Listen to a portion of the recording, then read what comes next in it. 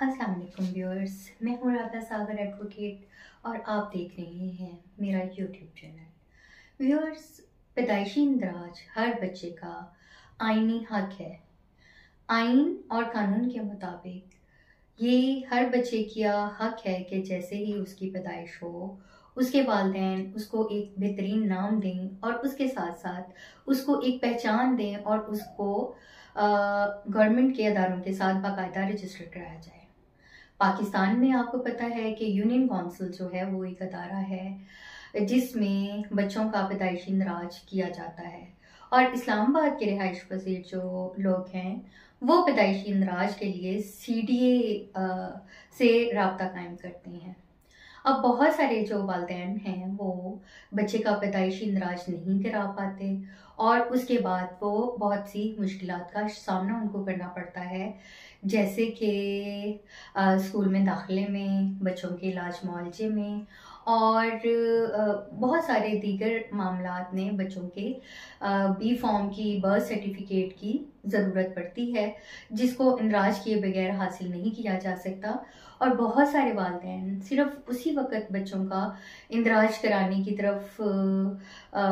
रग़बत इख्तियार करते हैं जिस वक़्त के उनको कोई कानूनी ज़रूरत पड़ती है, लेकिन ये आपकी बतौर वालिदैन एक कानूनी जिम्मेदारी है कि आप जैसे ही बच्चे की पैदाइश हो उसका इंदराज जो है वो CDA के साथ जो है वो करवाएं या दूसरे शहरों में रहने वाले लोग जो हैं वो अपनी मुतल्लिका यूनियन काउंसिल में बच्चे की पैदाइश का इंदराज कराएं। बहुत सारे जो बच्चे हैं वो सिर्फ इस वजह से स्कूल में दाखिल नहीं हो पाते कि उनका बर्थ जो है वो रजिस्टर नहीं है, उनके पास B फॉर्म नहीं है और ये आजकल एक ज़रूरी रिक्वायरमेंट है बच्चों की तालीम के लिए और उनको किसी स्कूल में दाखिल कराने के लिए।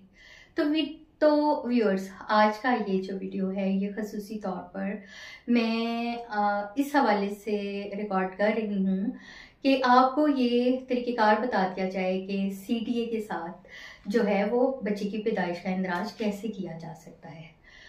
तो व्यूअर्स, सबसे पहले आपको बच्चे के जो इंदराज के लिए दफ्तर का बताती चलूँ कि दफ्तर इनका जो CDA का बर्थ रजिस्ट्रेशन के लिए दफ्तर है वो सेक्टर G71 में है, जो कि फायर ब्रिगेड बिल्डिंग भी उसे कहा जाता है।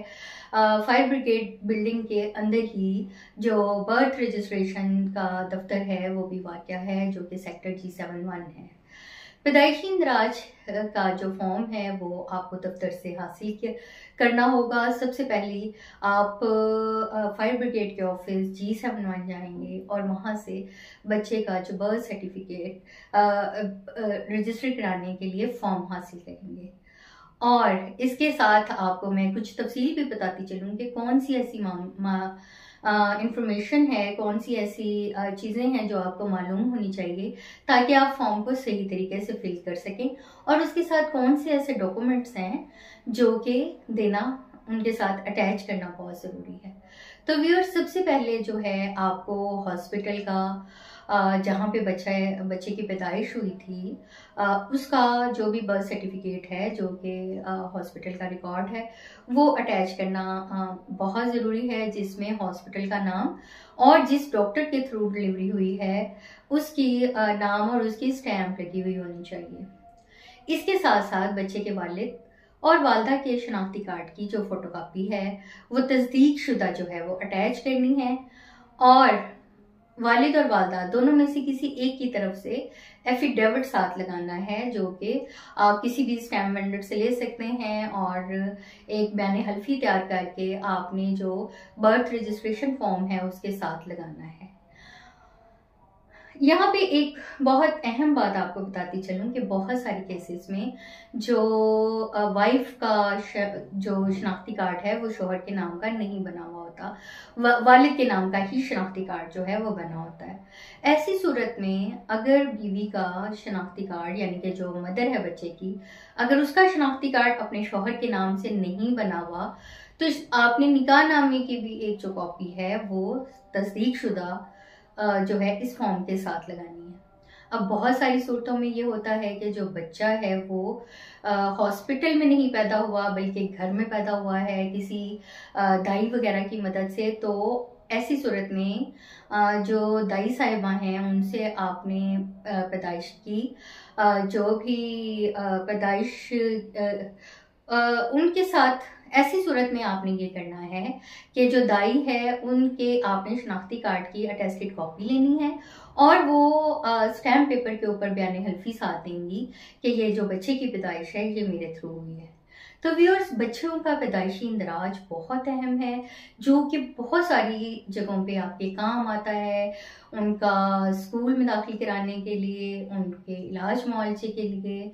या आप किसी भी तरीके से अगर उन्हें मुल्क से बाहर ले जाना चाहते हैं, उम्रे वगैरह की सादत के लिए अगर पासपोर्ट बनाना चाहते हैं, तो ऐसी तमाम सूरतों में जो बच्चे का पैदाइशी इंदराज है वो बहुत ज़रूरी है। तो इसके लिए आप किसी भी कानूनी जिम्मेदारी का,